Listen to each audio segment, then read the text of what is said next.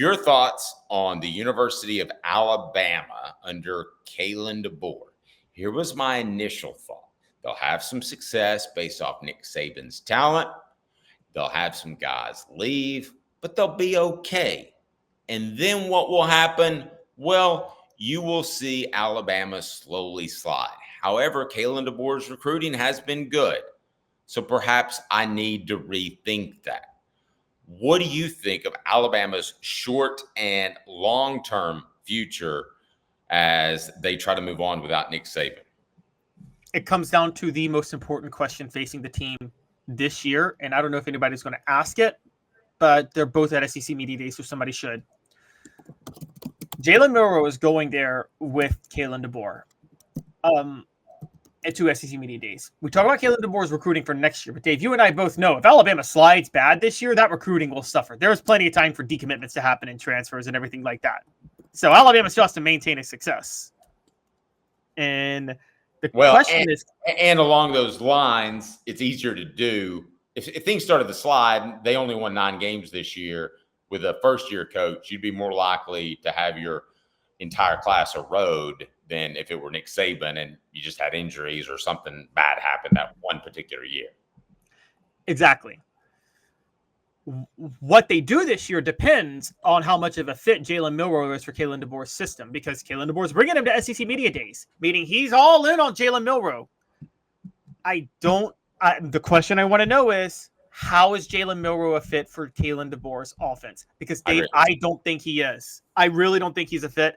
I don't think Jalen Milroe – look, last year, guys, for those who didn't watch, Nick Saban kept a harness on Jalen Milroe all year, and he played very well with limited reads and decision-making. It was very much like what David Cutcliffe did with T. Martin in 1998 through the first half of the season.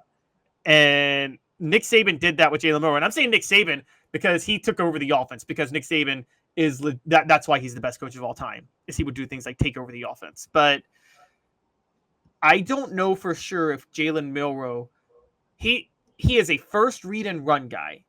Michael Penix was a go through your progressions, not the most accurate under pressure, but he would go through the progressions. There was the hesitate with the fake draw and things like that they did. And Kalen DeBoer's, it's a spread offense still. Look, I'm just going to be honest with you. People think, and you know this, Dave, people automatically think running quarterbacks are a better fit for a spread offense, and it's one of the laziest takes in football, isn't it? That running quarterbacks are fit for a spread offense. Yes. Yeah. And in some cases, it's borderline biased. I don't want to use the word, the racist word, but and sometimes you just look at a guy and you think, oh, he should be mobile. Well, no, he's not. And if you look at Michael Penix from last year, I mean, he was the exact opposite of Jalen Milroe. Milroe is a better runner. Penix is a more accurate passer. They're just two very different players. I mean, I understand and like the Kalen DeBoer hire, but I don't know that it's going to work and last a long time. But I think the thing that you have to factor in that Kalen DeBoer is not ready for is, can he have a unique, insightful game plan each week? Because don't you think that Nick Saban did that 99% of the time? He knew what the other team was going to do and how he could counter it. Sure, it was the Jimmies and Joes, but there were some X's and O's with Nick Saban as well. Yeah, that was Nick Saban was the best at that. I don't think Kalen DeBoer has to do that. Remember, he doesn't have to be Nick Saban or not. I don't think anybody's asking him to be Nick Saban. I actually don't think Kalen DeBoer has to do that, because I think Kalen DeBoer, we're seeing it with Josh Heupel. You can have success if you just run a standard offensive system. Josh Heupel didn't change his game plan week to week. He basically does the same thing, and he just knows no one can stop it. The question, my point is with Kalen DeBoer, you have to prepare for a Josh Heupel offense one week and a Kentucky offense the next week. The Pac-12, he was more talented, and I thought they were more vanilla throughout, and that they did the same thing. That offense and what they did in the Pac-12 was more commonplace. I think it's more versatile in the SEC. Well, I think that's where, I mean, again, Kalen DeBoer is turning everything over to Kane Womack, the former South Alabama coach, to handle that. So that's where the defensive coordinator hire is crucial. I think you and I both agree that defensive coordinator hire for an offensive coach is much easier than an offensive coordinator hire for a defensive coach. Is that fair to say? A lot of times. Very fair. So Yeah, so it depends on what Kane Womack's able to do. Womack has a lot of credibility and a lot of experience. He worked with Kalen DeBoer at Indiana.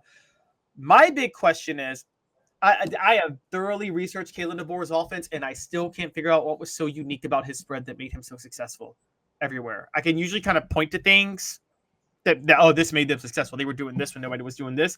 It just seemed like a generic spread, almost like how Butch Jones's Smash Mouth spread was. And I'm like, it's not unique, but it's been successful. But yes, the whole season's going to come down to whether or not Jalen Milroe can run this offense, because I still don't believe he can. I'm not a believer in him. Last year didn't convince me anything of him. Last year, he almost went to New York because of Nick Saban taking over that offense. And you know, that was a really standout, interesting way things played out. There were some other people, Dave, at SEC Media Days today that though are struggling a little bit more than Kalen DeBoer. And you know, Billy Napier's at SEC Media Days today with Graham Mertz. And I would just ask, like, what does Florida have to do this year for Billy Napier to keep his job? And I don't know if I answer that question with Billy Napier, but I would assume they need 10 wins, right? No, I think you keep his job with 9. So what do we even ask Billy Napier? But let me clarify. I think we're having what they call a mute point in Mascot, Tennessee. I don't think that it matters because I don't think he's even going to win 8. Okay, fair enough. What do we even ask Billy Napier? Like, how much better is Graham Mertz? Like, you know, how much have you cleaned up your issues? We heard about how detail-oriented he was. How about, have you picked up a Trapper Keeper endorsement? Do you remember? Are you old enough to remember Trapper Keepers? Oh, absolutely. Those things were balling, man. They were balling. I loved them. Did you know they're back and they're like super expensive? Seriously? Yes, you can go. They're like the lunch boxes. Those are back too. You can get a Superman lunch box for like $89 for your kid to take to lunch. So is there really even any question about Florida? Because we just think they're bad. Like I'm like, what is going to lead us to, like, it's very vague. Hey, where have you improved this year? I can't really go anywhere specific with Florida. I mean, I guess the biggest one is, how do you navigate this brutal schedule you have? I'll give Billy Napier a break on that because he's got a brutal schedule. The other one, Dave, that is the interesting one is Mississippi State is here, and Jeff Levy is going to be there. I would just ask, how unique is his offense? Because, Dave, I think Jeff Levy is the next brilliant offensive mind in the SEC, and I think he might be a better mind than Heupel or Kiffin. Interesting.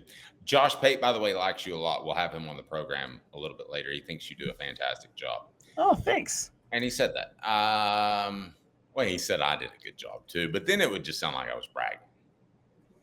So, but guess what game he picked as Tennessee's key on the schedule? Well, let's save that. We still have another. Okay, hold on. I want to get to this before we finish Alabama, and then we'll go where you want to go. But the poll question is up. What is Tennessee's key game this season? Vote now. Alabama gets 23% of the vote. Oklahoma, 64% of the vote now as they're moving all over the place. Georgia, about 15% of the vote. He said he thinks it's Alabama. Now, I would tell you right now, that's a sign that Tennessee's program has hit another level. When the Alabama game is a swing game and not just a, oh my gosh, hope you can win game, that to me, I don't even know if he meant to, but Josh Pate, I thought, spoke absolute volumes when he said those words. Yeah, that's huge. I don't know if that speaks more about Alabama falling or Tennessee rising, but I'm with him on that. Tennessee, Alabama is their key game. Alabama's coming to Knoxville. Tennessee has transcendent talent at quarterback in Nico. But I do think it's still Oklahoma. And the reason I think it's Oklahoma is because I've thought about this just from a mentality perspective. And I might even go NC State. I'll be honest. And here's why. I keep going back to that Pittsburgh game 2 years ago. And I just think, you know, getting over that first hump when you're questioning what type of team you have does wonders for you the rest of the year, doesn't it, Dave? And yes. I just think that, like, you know, I think Tennessee, to go back to 98, I just bring it up, you know, they got past Syracuse for a lot of, I think you were covering them at that point. I think there were a lot of red flags after Syracuse, right? Like, oh, this team may not be ready because no one knew how good Syracuse was. But then when they beat Florida, didn't you just feel like after the Florida when you're like, it's a wrap. They're winning the national title. It's over. I felt the first twinge of destiny. I wouldn't say that it was a wrap. I mean, I thought this could be special. Honestly, the first thing that went through my mind was that, and the other thing was that don't let up because this doesn't define a season. Yeah, that's fair. I can see that. Because you could let up, and then you're like, oh, he beat Florida. It doesn't really matter. And they didn't do that. So I will get, because it's early in the season too, so I give them kudos to that. But the mental hurdle to get past Florida, just want to add this, I think is what allowed them to overcome the Jamal Lewis injury and blow out Georgia the next week. I think that they just knew that they were I think getting over Florida, they knew they were better than everybody else on their schedule by that point. And Philip Fulmer will tell you, to your point, the way it progressed, that Georgia was the game that he realized that they had something special.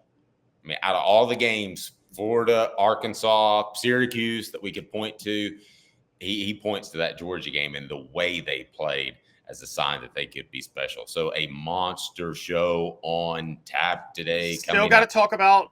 We will. We'll do all that. Paul Feinbaum, Josh Pate, Cooper Mays, Keenan Pilley. What other takeaways you got? How about the stars at night are big and bright? So the biggest one is. You didn't do it. Have you not seen Pee Wee Herman's Big Adventure? Nope. Sorry. The other biggest one for questions is we're not asking if Texas is taking over today. I don't think anybody's questioning if Texas is ready for the SEC. I don't think the SEC. I'm not one of those that. I know you interviewed Josh Ford on Monday, Dave, and I talked about it yesterday, where Texas isn't ready for the fact that they're not the big dog on campus in the SEC because they're used to strong arming conferences and they have been doing that for 30 years. But I do think just from a talent and ability perspective, they are ready to compete in the SEC. The question is, can they maintain their level of dominance in the SEC? And can they – it's that. And also, do you think Texas understands that the SEC won't fold to them the way other conferences did? Does Texas know that yet? Yes. If they don't, they're going to find it out. I mean, they're not going to try to break out a Longhorn network. No, but they're already trying to have conversations about banning the horns down sign for teams, other teams. Well, listen, you're also not supposed to have artificial noise, but the cowbells are pretty damn cool. Okay? Even if you don't like Mississippi State, if you've been to that stadium, you're like, this is cool. I don't care. I mean, for a program that's like second, third tier of the SEC, this is cool. So if you don't like horns down, then you need to get a box of Kleenex, okay? And you need to take yourself somewhere private and wipe those tears away because horns down is just fine. But the SEC literally came out yesterday and had to release a statement that they won't penalize teams for doing the horns down. Now, again, that's a stick it to Texas. I wouldn't even have released a statement. I would have been like, if someone asked me, I just would have like, why would we do that? Why would we penalize anybody for that? Why is this even a news story that the horns down sign is an offensive gesture? And Texas, I think, is getting a culture shock that you can do that. I think they're actually shocked that teams are doing that and allowed to do that because they are very much like, we're Texas. You don't cross us. And we can do what we want because they're strong. They are now, put it this way. For those who don't study the history of politics, I'm not getting partisan or anything like that, but a lot of local congressmen across the country are big dogs in their own, or I'm sorry, when they're like mayors and things like that, local politicians are big dogs in their own city. And then one day they decide to go to Congress and they think they can run the country the way they ran the city. And they realize it's a much bigger pond you're in when you go to Congress than it is when you're a mayor of a town. Yes, absolutely. I would agree with that.